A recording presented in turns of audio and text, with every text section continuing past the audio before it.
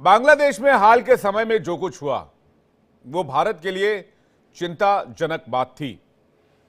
बांग्लादेश के अंदर जिस तरह से हिंदुओं को निशाना बनाया गया, माइनॉरिटीज को निशाना बनाया गया, बांग्लादेश के हुक्मरानों ने जिस तरह से भारत के साथ ब्लेम गेम खेला, जिस तरह से भारत पर दोष मढ़ा, जिस तरह से भारत के एहसानों को वो भूल गए, जिस तरह से ये भूल गए कि बांग्लादेश की आजादी ही भारत की वजह से हुई थी, उससे तो यही लगता है कि बांग्लादेश पाकिस्तान की राह पर है।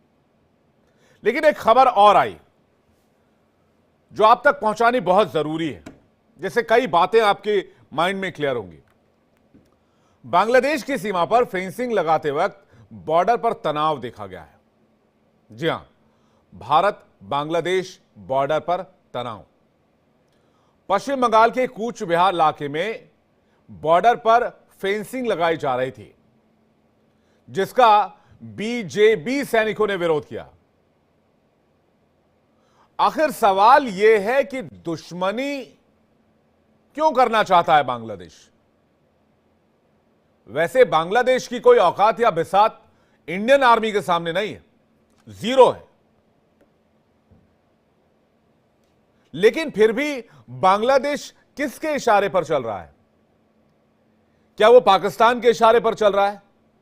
वही पाकिस्तान जो खुद लुटा पिटा हुआ है, जिस पाकिस्तान की छाती पर बैठकर टीटीपी बीएलए मूंग दल रहे हैं, उनके सैनिकों की जान ले रहे हैं। यानी कि जो पाकिस्तान अपना घर कंट्रोल नहीं कर सकता है, वो बांग्लादेश को क्या संभालेगा? लेकिन बांग्लादेश की अंधी यूनुस सरकार को देखिए कि वो पाकिस्तान के कहे पर चल रही है और भारत से दुश्मनी मोल लेने के फिराक में है।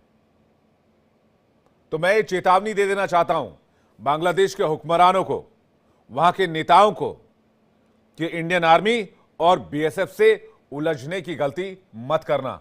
लेकिन बॉर्डर पर क्या हुआ है, एक रिपोर्ट देखते हैं।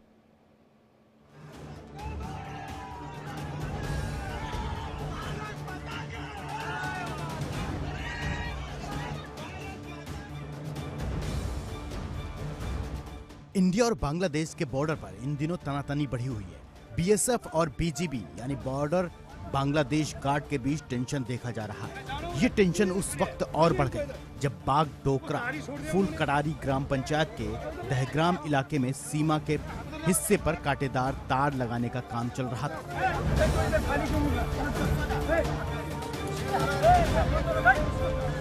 बॉर्डर पर करीब 1.5 किलोमीटर का काम पूरा हो चुका था। तभी बांग्लादेश सीमा सुरक्षा बल यानी बीजीबी ने इस पर बार बार अड़ंगा डालने की कोशिश कर रहा है।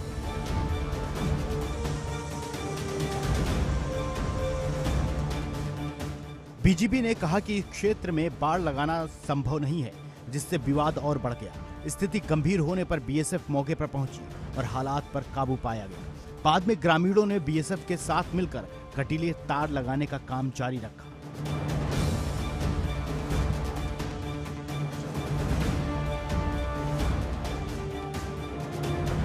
इससे पहले मालदा जिले के वैष्णव नगर और सुखदेवपुर इलाके में भी ऐसी घटनाएं सामने आई थी।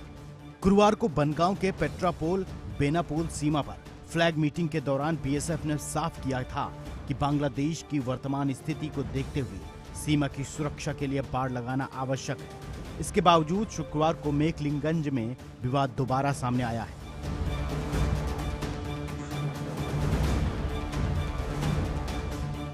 अब सवाल उठता है कि बीजीबी बार बार सीमा पर कटीले तार लगाने में अड़ंगा क्यों डाल रही है? तो जवाब भी सुन लीजिए। यूनुस का मकसद भारत के खिलाफ एक और मोर्चा खोलना है। उनकी साजिश में 3 चरण शामिल है। पहला, कट्टरपंथियों को शह देकर नौजवानों का ब्रेन वॉश करना। दूसरा मकसद, पाकिस्तान से हथियार मंगवाकर आतंकियों को मुहैया कराना। और तीसरा सबसे बड़ा मकसद, ड्रग्स के व्यापार से फंडिंग जुटाना। भारत इन साजिशों को अच्छी तरह से समझता है और संयम बरतते हुए सीमा की सुरक्षा पर जोर दे रहा है। बीएसएफ हर घुसपैठ और तस्करी की कोशिश को नाकाम कर रही है।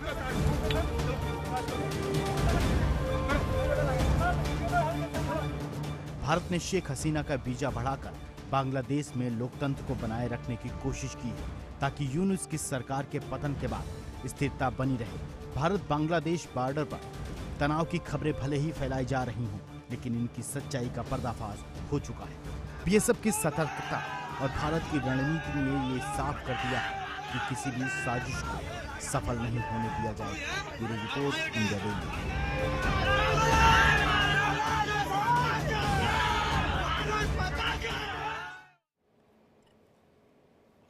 तो इस पर बातचीत करने के लिए मेहमानों का एक बड़ा पैनल हमारे साथ जुड़ रहा है। क्या बीएसएफ से उलझना बांग्लादेश के लिए ठीक है या भारत से उलझना बांग्लादेश के लिए ठीक है?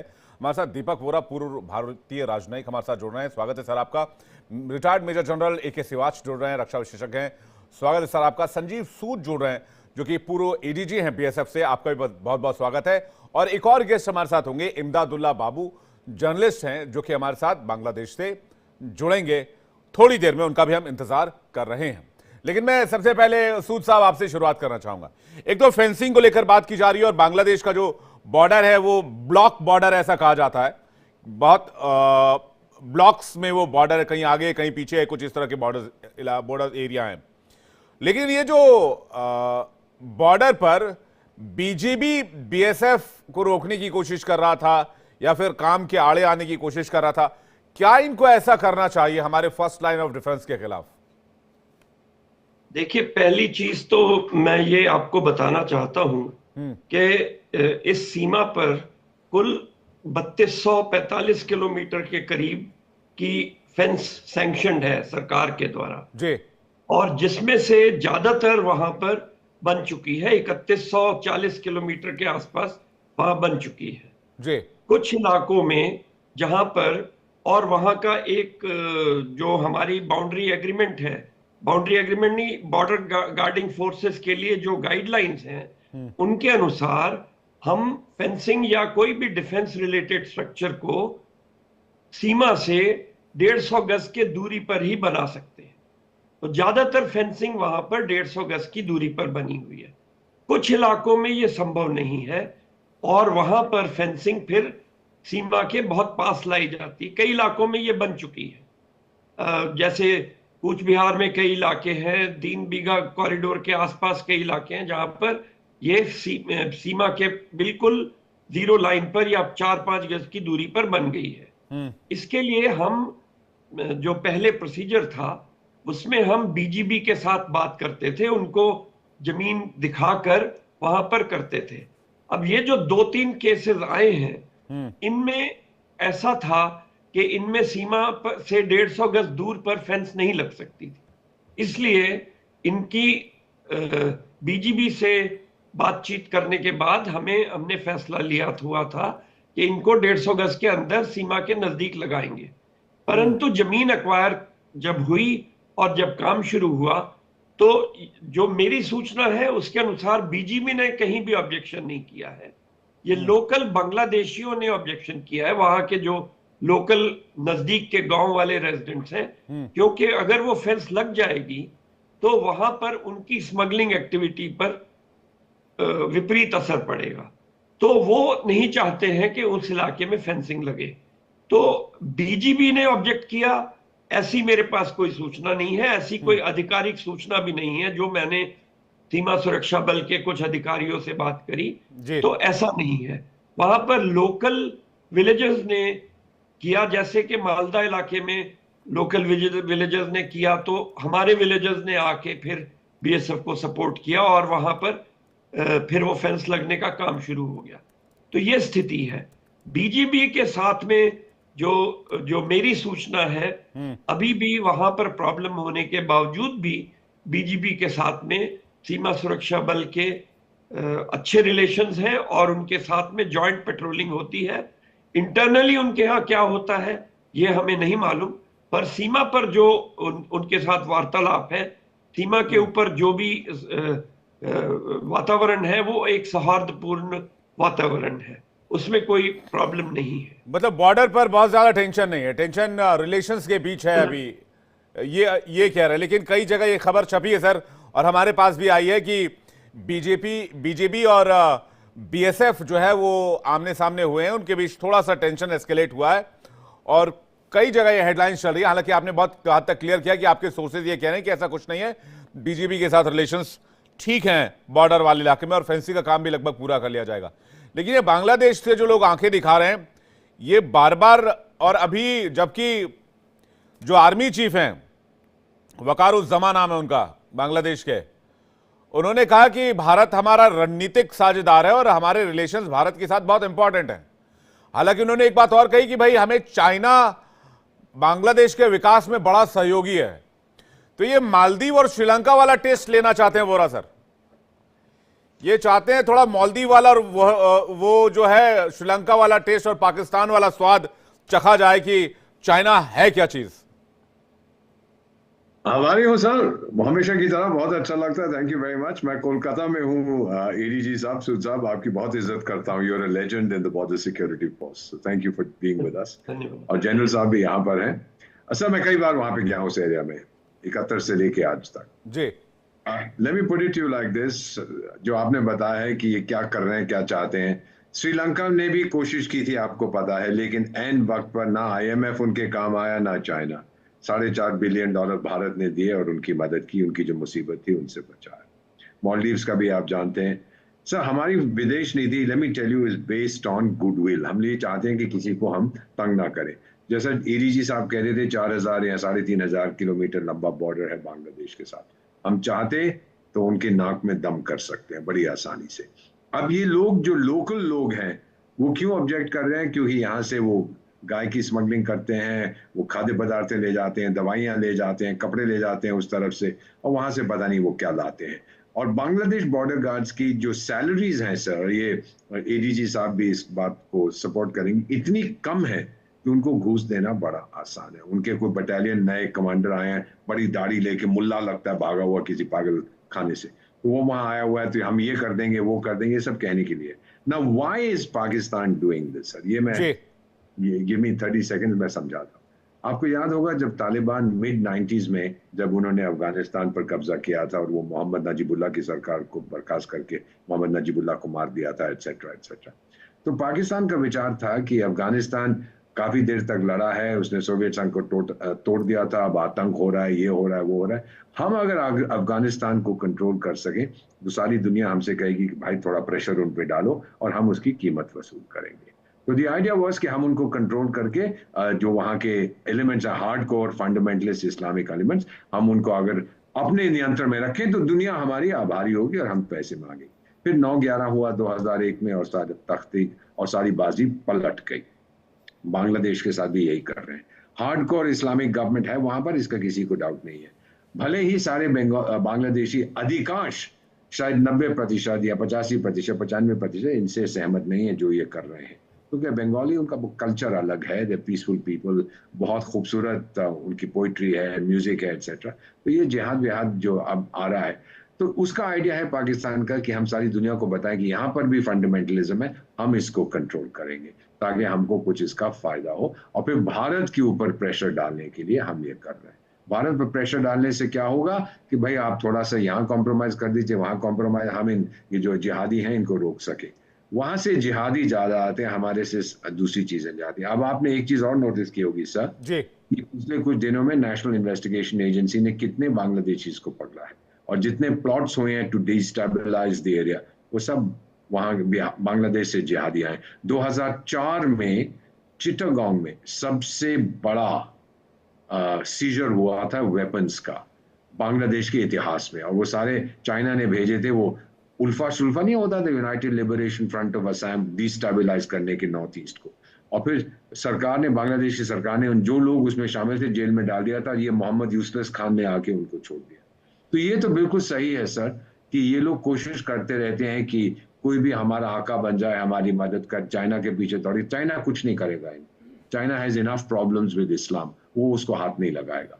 अब बांग्लादेश भी नहीं जाएगा, एक सैनिक वहां का नहीं जाएगा, नहीं तो याददाश्त ताजी हो जाती है कि इन्हें बांग्लादेश की बेटियों के साथ, माओं के साथ, बहनों के साथ, पत्नियों के साथ क्या किया।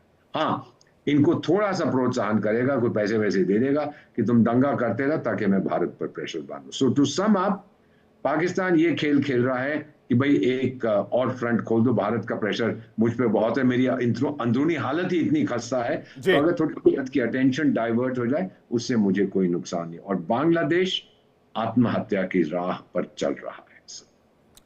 जाहिर सी बात है, लैंडलॉक्ड कंट्री है सर, म्यांमार से कुछ हिस्सा लगता है, चाइना घुसेगा कहां से? म्यांमार खुद स्टेबल नहीं है, म्यांमार में इतनी सारे प्रॉब्लम्स है, रखाइन स्टेट का प्रॉब्लम है, रोहिंग्या का प्रॉब्लम है, उधर से चाइना आ नहीं सकता, बाकी के बॉर्डर्स इंडिया से लगते हैं, इंडिया ने हाथ खींच ली तो वैसे ही खत्म हो जाएगा ये बांग्लादेश। इंडिया के रहमो करम पर अभी तक पलता रहा है, आर्मी है नहीं, आबादी 16-17 करोड़ की, एक्टिव सैनिक ही 1.5 लाख हैं। किस बात से, मतलब ये यूनिस के भी दिमाग ऐसा लग रहा है कि घुटने में पहुंचा हुआ आदमी का दिमाग है ये, और इस तरह की बातें करता है, भारत के एंटी इंडिया प्रोपेगेंडा का पार्ट बन रहा है। सिवाज सर के पास जा रहा हूं। सिवाज सर, कोई बेस नहीं है इस बात का कि वो भारत के खिलाफ सरवाइव कर सकते हैं जिस तरह से लैंडलॉक्ड है बांग्लादेश, लेकिन फिर भी कट्टरपंथी ताकतों को देख लीजिए, जिनके दिमागी घुटनों में होते हैं, उनकी आप बातें सुन लीजिए बस, कि हम इंडिया को वो कर देंगे, ये कर देंगे, वो वैसा कर देंगे, ऐसा कर देंगे।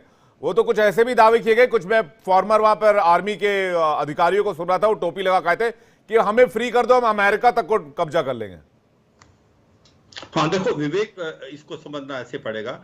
मेरा भी बहुत ज्यादा एक्सपीरियंस है बांग्लादेश के साथ, क्योंकि मैं 77, 78, 79 में मिजोरम में था, और वहां से चिटागोंग हिल्स और म्यांमार और इंडिया का बॉर्डर था, और फिर 96 to 99 मैं असम के अंदर स्पेशली डुबरी, कोकराझार, बुगाई गांव, जब ये प्रॉब्लम चली हुई थी उल्फा और एनडीएफबी की, और उसके बाद मैं जो मेघालय के अंदर जो डोकी है, जो गारो हिल्स का, वहां पर भी 1.5 साल रहा, और 1 साल मैंने कोर्स भी किया बांग्लादेश में।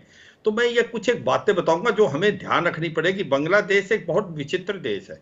अगर हमने ये सोच लिया कि बांग्लादेश के अंदर ये टेम्परेरी है तो शायद हम गलत जा सकते हैं, क्योंकि 1975 के बाद ही वहां पर एंटी इंडिया सेंटीमेंट दोबारा पैदा हो गए थे।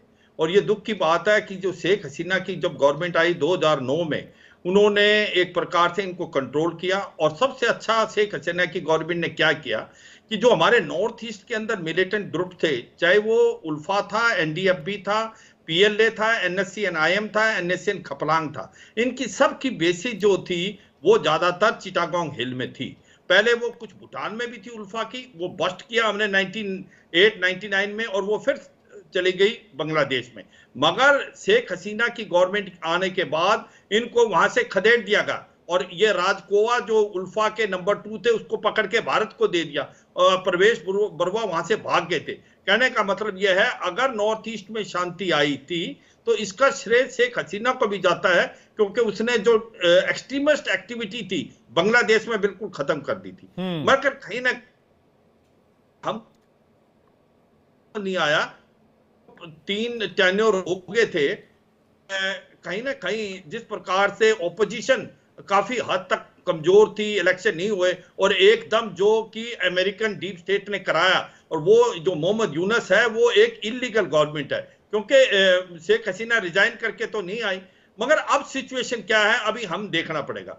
ये जो बॉर्डर गार्ड बांग्लादेश है, ये मैं मानता हूं बीएसएफ के साथ कोऑपरेटिव थे, मगर अभी कोऑपरेटिव नहीं रहेंगे, क्योंकि इनको अपनी गवर्नमेंट के साथ चलना है। आज मोहम्मद यूनस की जो गवर्नमेंट है वो तो जमाते इस्लामी और बांग्लादेश मुजाहिदीन के कहने पे चलती है, वहां तो आतंकवाद बढ़ता जा रहा है। हमें इसको, बांग्लादेश को लैंड लॉक कंट्री नहीं, इसको इंडिया लॉक कंट्री बोला जाता है, क्योंकि 93% इसका बॉर्डर भारत से मिलता है। और सबसे ज्यादा प्रॉब्लम क्या है कि जो बॉर्डर है 4000 किलोमीटर से ज्यादा, जैसे आईजी साहब बता रहे थे कि 3200 किलोमीटर की फेंस बनेगी, 800-900 किलोमीटर जहां नदियां जा रही हैं, नाले जा रहे हैं, वहां पर फेंस नहीं बन सकती, और अभी भी पोरस है। वहां से ड्रग्स आती हैं, वहां से वेपन एम्यूनिशन आता है। और ये क्या करते हैं मैं बताता हूं, एक मेघालय में क्या कार्रवाई करते थे। ये 200 के करीब लोग इकट्ठे होते हैं, 15-20 आपके बीएसएफ के साथ उलझ जाएंगे, 180 के करीब अंदर आएंगे, 4-5 पेड़ काटेंगे और 3 घंटे में वापस ले जाएंगे, क्योंकि इतनी पावर्टी थी बांग्लादेश में। बांग्लादेश की इकोनॉमी और भारत में इतना फर्क था कि वहां से स्मगलिंग भी होती थी, वहां से गुड्स भी आते थे। और ये जो बॉर्डर गार्ड बांग्लादेश पहले बीडीआर थी, ये एक प्रकार बोरा साहब ने बहुत अच्छा बताया कि कहीं ना कहीं ये टेम्प्टेड हो जाते थे और ये आने देते थे। तो ये सच्चाई है कि आज की तारीख में 3 प्रॉब्लम हमें बहुत ज्यादा ध्यान देना पड़ेगा, क्योंकि बॉर्डर से एक तो रोहिंग्या आने का बहुत डर है। 9 से 10 लाख के करीब रोहिंग्या कॉक्स बाजार में बैठे, और शेख हसीना ने उसको बांग्लादेश के अंदर नहीं आने दिया। अब वहां आईएसआई उनको ट्रेन करिए, भारत में पुश करने की कोशिश होगी। और बाकी जो एलिमेंट जेलों में थे उनको भी छोड़ दिया मोहम्मद यूनुस की गवर्नमेंट ने, जो कि एक प्रकार से टेररिस्ट एलिमेंट थे, वो आएंगे, ड्रग्स आएगी, आपका इलीगल आपके पास करेंसी आएगी, और वो एलिमेंट ट्राई करेंगे कि जो भारत के लिए सिक्योरिटी के हिसाब से बहुत हानिकारक हो सकते हैं। नहीं, ऐसे कैसे आ जाएंगे सर? सबसे नहीं, हमारी फर्स्ट लाइन ऑफ डिफेंस बहुत मजबूत है, और मैं ये आएंगे तो फिर वापस उसी रास्ते जाएंगे। देखो विवेक, मैं यही समझाने की कोशिश कर रहा हूं, हमने ये गलती की है। मैं बीएसएफ को कहता हूं इससे अच्छी कोई सिक्योरिटी फोर्स नहीं हो सकती, बहुत अच्छी तरीके करें, मगर कुछ ग्राउंड की प्रॉब्लम हैं। इसी प्रकार से 3 से 4 करोड़ के करीब बांग्लादेशी भारत के अंदर आ चुके हैं over a period of time, और वो उसका रीजन इकोनॉमिक डिस्पैरिटी था। उसका इकोनॉमिक डिस्पैरिटी क्या है कि जो इकोनॉमिक कंडीशन बांग्लादेश की किसी समय अच्छी नहीं थी, और भारत के अंदर अपॉर्चुनिटी थी। असम के अंदर इलाका खाली पड़ा था, कुछ बंगाल में। ठीक है, मैं तो सूद सर का रिएक्शन लेता हूं। मगर ये मैं कहता हूं अभी भी कि जो बीएसएफ है, it is one of the best border guarding force, और बहुत अच्छा काम कर रही है, मगर हमें चैलेंजेस को देखते हुए। बिल्कुल चैलेंजेस है सर, बेस्ट इन वर्ल्ड है सर, वैसे बेस्ट इन वर्ल्ड, लेकिन चैलेंजेस हैं। सूद सर इस पर क्या रिएक्ट करेंगे? क्या उधर सावधानी अब ज्यादा बरतने की आवश्यकता है, अलर्ट हो जाने की आवश्यकता है सर? जी बिल्कुल चैलेंजेस हैं, और सबसे बड़ा चैलेंज ये है जो हमारी फोर्स का उस सीमा से, खासतौर पर ईस्टर्न सीमा से रिपीटेड विड्रॉल होता है, उसकी वजह से बॉर्डर पर बहुत विजिल कम हो जाती है। अभी भी जैसे हमारी तकरीबन 140 कंपनियां, यानी कि तकरीबन 20 बटालियन के करीब हमारी मणिपुर में डिप्लॉयड है। तो ये ज्यादातर ये लोग ईस्टर्न फ्रंटियर से ही आई हैं। पीछे इलेक्शन हुआ था, इलेक्शन के समय में 3-4 महीने पहले पार्लियामेंट्री इलेक्शन, फिर कश्मीर के इलेक्शन, फिर महाराष्ट्र के इलेक्शन, इस तरह से करके 5-6 महीने तक काफी फोर्स वहां से विड्रॉ रही। तो इससे बॉर्डर के ऊपर विजिल बहुत कम हो जाती है। तो जो फेंस्ड बॉर्डर है, जहां पर इन्फिल्ट्रेशन के बहुत कम चांसेस होते हैं, वहां से भी वो लोग उसको भी एक्सप्लॉइट करते हैं। रिवराइन बॉर्डर तो एक्सप्लॉइट करते ही करते हैं, पर वहां से भी ये लोग एक्सप्लॉइट करते हैं। हालांकि रिवराइन बॉर्डर्स पे बीएसएफ की वाटर विंग अच्छी तरह से पेट्रोलिंग करती है। तो ये चैलेंज है एक बीएसएफ के लिए कि वहां पर जो बार बार ट्रूप्स का रिडक्शन हो जाता है, उसके बावजूद बॉर्डर को किस प्रकार मैनेज करें।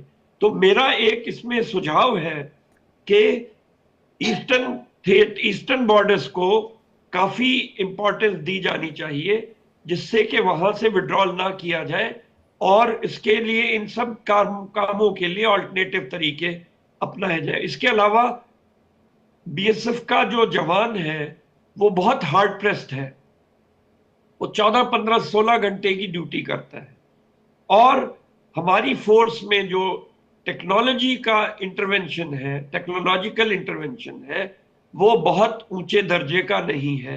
हमारी border guarding manpower intensive है।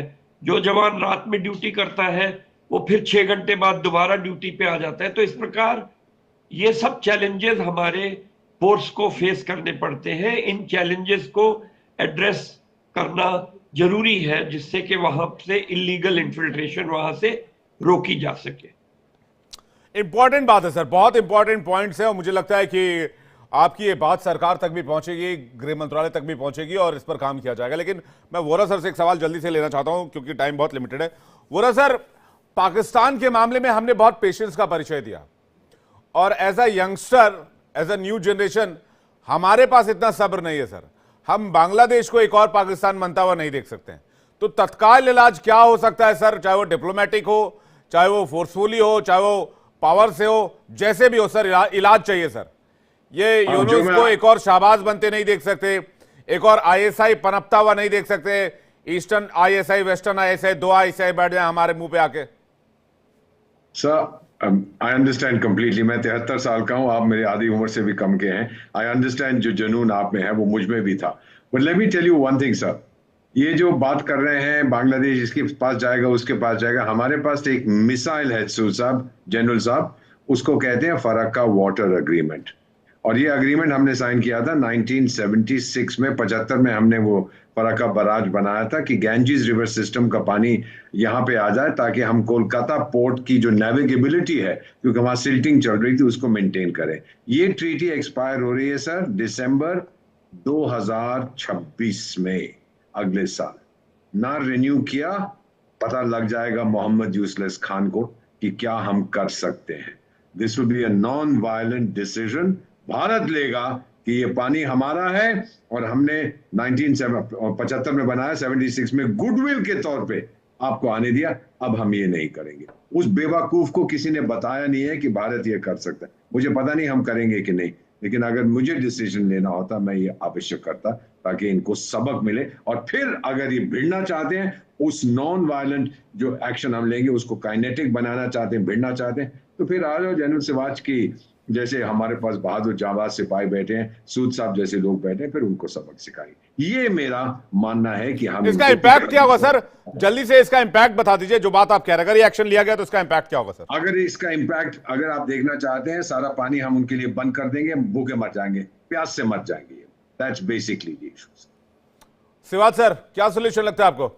हाँ, देखो, मैं बिल्कुल ये जो दीपक साहब बता रहे हैं कि हर तरीका आपको अपनाना पड़ेगा और डिप्लोमेट्स का जो पहला तरीका अपनाना चाहिए, क्योंकि हमें ध्यान रखना है कि बांग्लादेश अगर हमारे से चला जाता है, दूसरी तरफ जाता है, तो भारत के लिए अच्छा नहीं। पर बांग्लादेश की काबिलियत और क्षमता मैं बताता हूं कि अगर आप बांग्लादेश देखें, अरकान जो रखाइन प्रोविंस में है, अराकान आर्मी ने 250 किलोमीटर का इलाका जीत लिया है। इनकी इतनी औकात नहीं है कि ये अराकान से लड़ पाए, ये भारत से क्या लड़ेंगे। मगर दुख की बात यह है, ये प्रॉब्लम क्या डाल सकते हैं, आईएसआई का गढ़ बन जाएगा, जो वहां से चीन आ जाएगा और उससे भारत की सिक्योरिटी में प्रॉब्लम आएगी। मगर मैं लगता है इकोनॉमिक हमारे पास होल्ड ज्यादा है, डिप्लोमेटिक और इकोनॉमिक हमें करने चाहिए, फौज करने की तो जरूरत पड़ेगी नहीं। जिस तरीके से वोरा साहब बता रहे थे कि ये फरक्का बराज की जो ट्रीटी है वो एक्सपायर होगी, भारत अपने गुडविल में इतना पानी दे रहा है, मुझे लगता है हर प्रेशर डालना चाहिए आपको, डिप्लोमेटिक भी, इकोनॉमिक। मैं कुछ एक इकोनॉमिक प्रेशर बताता हूं, यहीं से पानी जाता है, यहीं से बिजली जाती है, यहीं से इनकी टेक्सटाइल इंडस्ट्री जो बहुत अच्छा कर रही थी उसका रॉ मटेरियल जाता है, यहीं से चावल जाता है, यहीं से प्याज जाता है, यहीं से सब्जियां जाती हैं। तो अब बात यह है कि अगर बांग्लादेश भारत के साथ अच्छे रिलेशनशिप नहीं करेगा तो अपने पैर पे खुद कुहाड़ी मारेगा। ये समझना चाहिए, ये एक ऐसा देश है जो इंडिया लॉक्ड है, 90% बॉर्डर है, भारत का लार्जेस्ट, भारत जो है उसका लार्जेस्ट। शिवाज सर, खिलाने पिलाने में दिक्कत नहीं है, दिक्कत गद्दारों से है, दिक्कत आस्तीन के सांपों से है। पता चला हमने अपने आस्तीन में बांग्लादेशी दबाया तो आस्तीन का सांप निकला। बिल्कुल बिल्कुल, यही हमें, मैं कह रहा हूं कि जो रेडिकलाइजेशन है, जो आतंकवादी और रोंगिया वहां से आ सकते हैं, वो भारत के लिए बहुत बड़ा कंसर्न है। और जिस प्रकार से आईजी साहब भी बता रहे थे, उसको हम सीरियसली लें, इस बॉर्डर को सीरियसली लें, क्योंकि जो बॉर्डर हमने अपना वेस्टर्न में जो फेंसिंग बनाई है वो भी बहुत मजबूत है। और जो सूद साहब कह रहे हैं वो भी बहुत जरूरी है, जो शफल होता है और जो विड्रॉल होता है फोर्सेस का इलेक्शन